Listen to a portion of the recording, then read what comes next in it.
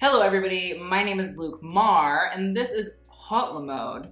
La Mode, if you are nasty. And today on Hot La Mode, we are going to be talking about some of the legendary icons of fashion and hairdressing. And today I'm joined by Brad Mondo. He's one of the legendary up-and-coming children of the YouTube hair scene, aka the only children. The only person on YouTube that does hair. Yeah, no, literally. And today we're just going to be getting into some rapid fire history, interesting facts about some really cool hairstylists that we don't get to talk a lot about on Hot La Mode.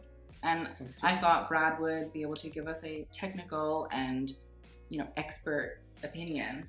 We'll see about that, but yeah, we're gonna try to give you really in-depth, amazing knowledge. Analyses, yeah. Like as if I were in a college class giving a lecture, and it's gonna be beautiful. This is actually not a credited class, but it should be. Definitely should. So first up, we're gonna be talking about Vidal. Vidal. Is that how you say it? Vidal. So Vidal essentially was one of the pioneers of the modern hairdressing experience. Icon. So Vidal started out in the 60s in London. It was essentially during the Cultural Revolution that London had, the swinging 60s. And he kind of did these like short little bobbed haircuts. Impeccable lines, beautiful architectural haircuts, amazing blunt bangs and short pixie cuts. Stunning. What is a blunt bang? Like just really, is it like straight, like 7th grade me haircut? Like let's see here. Oof, like there's no layering involved. Oh, so it's like thin. It's thick. Oh, she's thick. Okay. It's like taking a full length haircut and like giving them bangs with no layering involved. So it's just like boom, like it's boom. Okay. It's like bang. And she's like a full thick, fringe. Beautiful bang. Yeah. Okay. Amazing. He loves that. I didn't know that. He's very known for his work with Twiggy, who kind of, I feel like, brought Vidal into the mainstream world. Yes, our beautiful Twiggy, who is just stunning, and I just want to be her someday. Honestly. She's kind of cute now, though, as like an older so woman. Cute. I really like her. What's she rocking now for a haircut? I don't even know. It's like long. It's like long and blonde, but it's cute. Cute. She's like a hot, sexy. Hey, Twiggy, what's up? Schmilf. A grandmother I'd like to fuck. Wait, are we gonna talk about like his school? What's his school? Or that doesn't matter. We can't. Well, I mean, we can okay. Because I think he like really did revolutionize the whole education. Yeah, the education system. Yeah. So he then went off to start his own school, Sasson, and hair salons and products, and he really revolutionized the whole industry, the whole hair industry, and brought his own brand to the market, which was never done before by an independent hairdresser. So he's pretty iconic business-wise as well as artistically. He was like the first celebrity hairdresser, I feel. And not because like he was doing celebrity work, but like he made himself a celebrity and like known. And I think a really big part of that also, especially in like the American market, was when he cut Mia Farrow's hair for Rosemary's Baby. And there's like a whole scene of her talking about like, oh, Vidal did it. And the guy's like, oh, this is so ugly. And she's like, well, it's Vidal, so fuck off. It doesn't matter as long as it's Vidal. Obviously, devil worshippers do not enjoy Vidal's work, so that's rude. So thank you, Vidal, because you're a legendary child. You revolutionized the hair industry as we know it.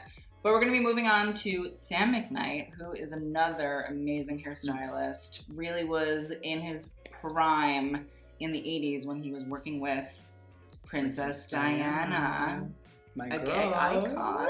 When I lived in London, I used to go to her favorite Italian restaurant. How was it? It was so fucking good. I loved it. I don't know if it was actually her favorite Italian restaurant. They just had it written in stone so on the steps. Was it? Princess Diana's favorite Italian restaurant. And I was like, sold. Good marketing. Oh, it was great. But with that iconic haircut. Yeah, no. I'm like obsessed with it. I mean, it made her look a little bit older than she was, I feel like. Yeah. But it was like cute for the time. It was the 80s. Right. It was scary for My mom everybody. definitely had that haircut. Oh, my mom. Everybody wanted to be Princess Diana. I wanted to be. It's really scary how much everybody wanted to be Princess Diana. You look like Princess Diana.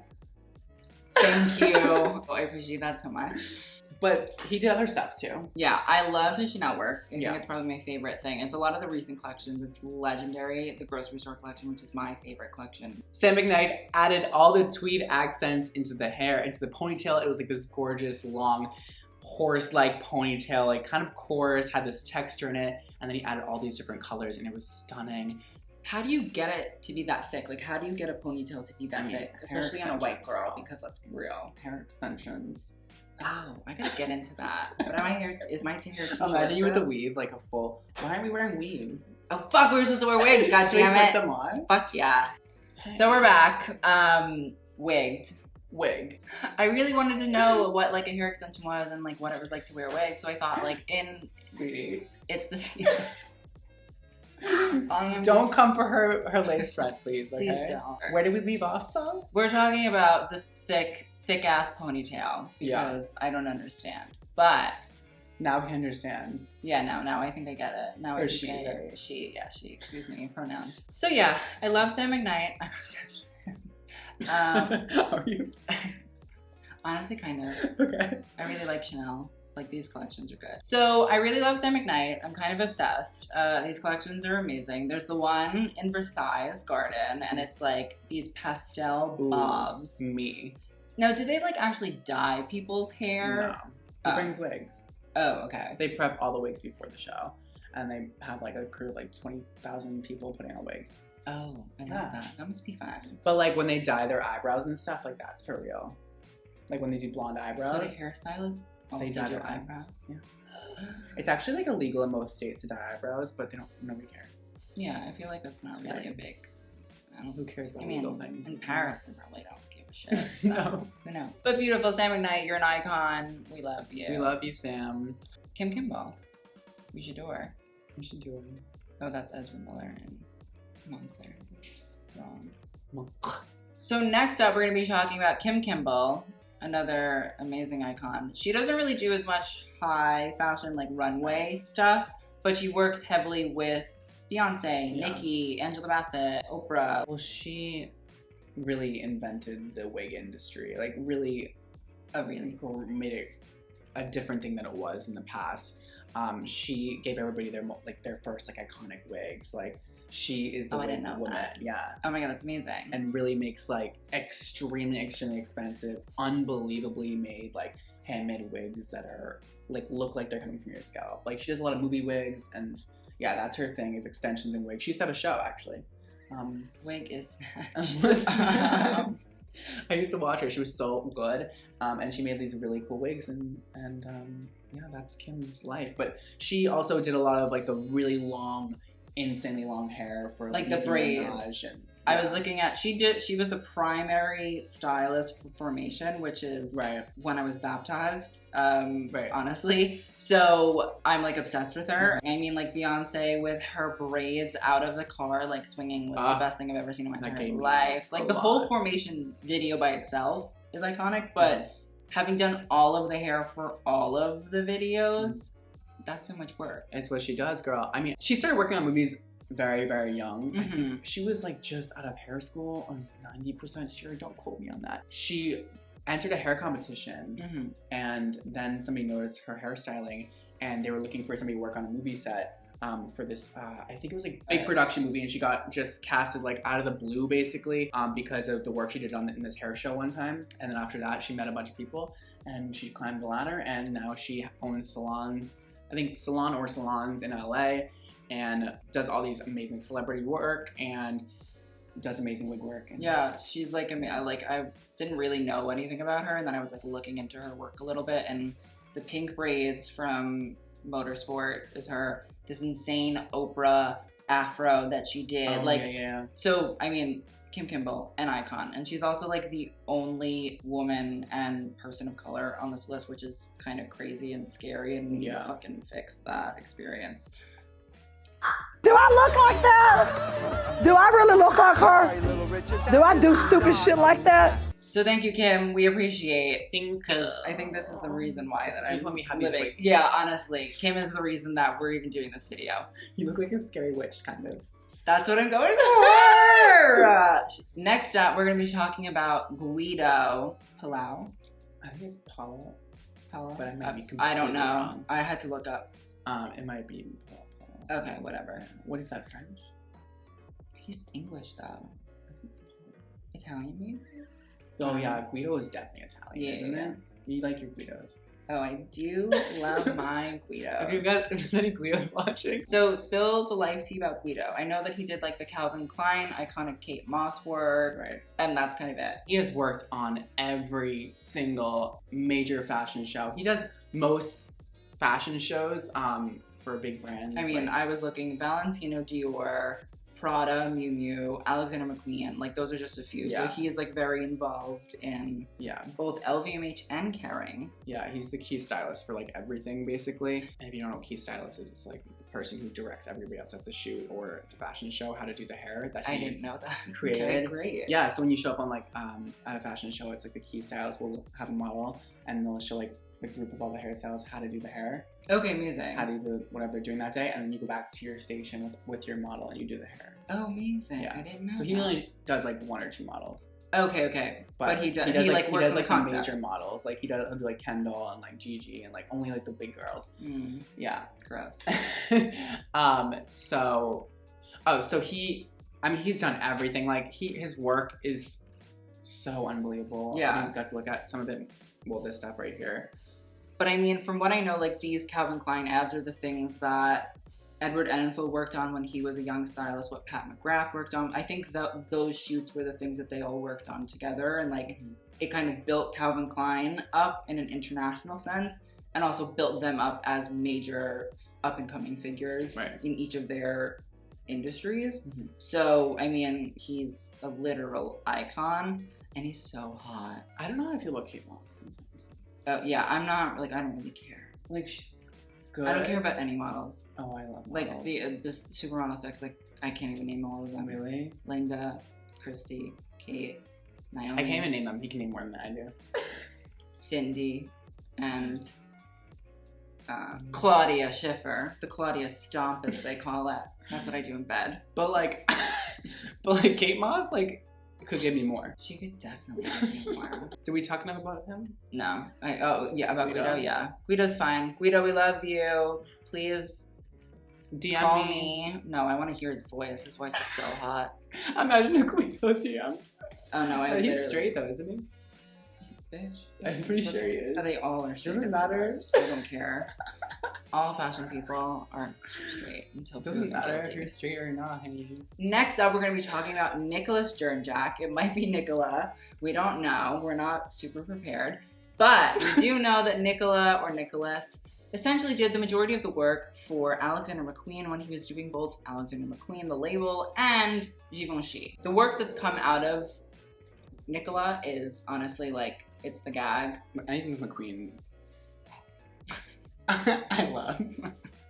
Do you like McQueen? Oh, I love McQueen. Oh, okay. You didn't watch my series, obviously. You fucking bitch. It was probably too informative. Fake fan. Fake fan. My favorite Nicolas piece are these like bull horns made out of hair. They're insane. Stunning. They're amazing. How would something like that be actually like done? Well, I'm thinking it's definitely a hair piece. What does that mean? So they probably made it in their studio with maybe like foam, and they probably made like foam structures and covered with hair and like, and, like glue. So like the cake TV shows where they make the structures. Yes, modeling just like that, but hair. Got it. It's actually quite beautiful. It is. It's really like that's insane. Who's that model? It might be Christy actually. But like, I also want to talk about this. He really loves the horns. He does. And I think this is a Lee thing. And that's something else I want to talk about is Lee encompassed, and a lot of like the late 90s, early 2000s designers like John Galliano as well encompassed headpieces. That was like a really big part of their shows. So what do you think it would be like to be working with somebody that's creating headpieces and like the actual hairstyling? Like how would that, it'd have to be very like in sync, I assume. What do you mean? Like they couldn't just show up on the day of the set being like, well, I'm doing the skyscraper aesthetic. Right. The like, designer and the hairdresser as so it comes like to fruition. What happens is the hairdresser will go there like months and months before the show, right? To the fashion house. Okay. He'll meet with the designer, and he'll usually have him meet with the designer, do sketches of the hair that he thinks will be good with the clothes. So, like see the he'll see the collection and everything first, and then he'll come back with like 3 look models next time, and he'll do 3 different looks for them and be like, well, this is what I think would go with your clothing. Usually be like trying on the clothes with the hair. And okay. They pick one look for the show. Interesting. Okay, I'm happy that they don't just like slap and bang it at the end. But I feel like it's very interesting. Like months and months, like even probably like 6 months for their show like Chanel. Oh shit. Like it's a lot. Wow. Interesting. I didn't know that. Like you're very Thank you. Not like this slap and go, shake and go with. That's what she is doing right now. You're really shaking it. That thing is tears. So interesting. I had no idea that that's how much time and effort actually goes into. It's a lot, girl. Yeah. Who knew? Finally, we're going to be talking about Josh Wood, who is a colorist, which I didn't know. You didn't know was not a hairdresser. Don't know. Most hairdressers in big cities, it's a kind of big city thing. Yeah. It's like if you want to do like big time, like you either do cutting or color. Cutting and styling goes together, but color is like its own separate entity because it's very complicated and like you need to really hone in your skills if you want to color. Match colors and make colors and stuff. Yeah, it's all chemistry and it's all very complicated. Oh my god. So I'm actually a colorist. I couldn't tell. Yeah. Just kidding. Same. I don't know. Anyways, he did Marc Jacobs. Yeah, oh my god, the Marc Jacobs. We did last season Marc Jacobs, the 80s, beautiful, oversized silhouette experience, but he also just did like the pastel version for spring, summer 2019. Stunning. It's amazing. Color was, no, it's really I died when I saw that. And so would these be like wigs or would these be like actual hair? Yeah, they did their color. They picked like, I think there was like 3 color models for the show, right? Oh, is that what a color model means? Yeah, it's like their somebody hair that you like do their. They're ready to do whatever you want. Oh, I love that. So these girls are not really like, they're probably not real like models. They're color models. They're like fit models, but with good hair. Yeah. Okay. And so they were like, do whatever you want. And he was like, all right, girl, you're gonna go red and blue and lime green, and it was stunning. I love that. Okay, amazing. And also like this Prada moment. So like Mucha, from what I understand, for spring summer 14 Prada wanted to divide all of the models by hair color. I also am just like looking at this photo now. These are all hair pieces. Oh, it's not actual hair. Most likely they parted their hair severely and then glued a strip of hair right here and then laid it over. Okay, I was gonna say like, cause that color is freaking insane. Yes. Actually, they must be wigs. Is that different? How did they make it lay so flat? Yeah, they be playing. I don't know anymore. No, they definitely glued hair pieces. Hair pieces is like more like an extension. Okay. A wig is like this. Oh, okay. Anyways, I love the color in this. He is a fabulous colorist. Did he do just the color for this show, or did he do the hair? Oh, okay, I know this because Guido and Josh Wood are the global creative directors for Redken, and they both have it in their Instagram, and I was like, wait, but you can only have one global creative director. What is the tea? The girls are fighting! No! But, okay, so there can be like... The colors and cut. Oh, interesting. Okay, yeah. So they would have both worked on this together. Yeah, I mean, they just do like unbelievable work. Yeah, no, I'm like very here for it. I'm living. Like he did your wig, didn't he? Yeah, I think so. I'm pretty positive. He colored mine to match my skin tone. Yeah, it's beautiful. It's lavender. Cameron Michaels, you better be fucking scared. So that is the end of my video. I hope you guys enjoyed us talking about some really interesting hairdressers. We can definitely get into it further if Brad ever wants to be a collaborator again. Okay, good. I'm happy to fucking meet you. So yeah, I hope you enjoyed.